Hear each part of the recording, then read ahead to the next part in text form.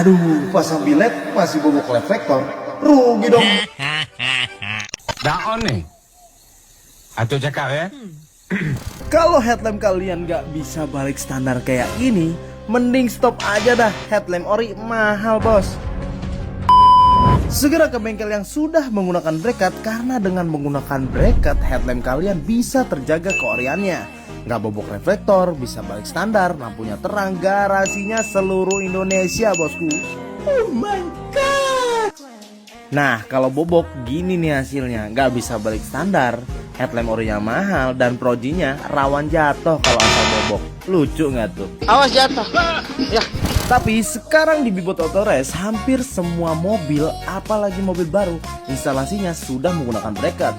Coba deh tanya dulu ke bengkel lampu di kota kalian, instalasi biletnya sudah pakai bracket atau masih bobok. Bibotin aja. Bebot, your number plate is your warranty card.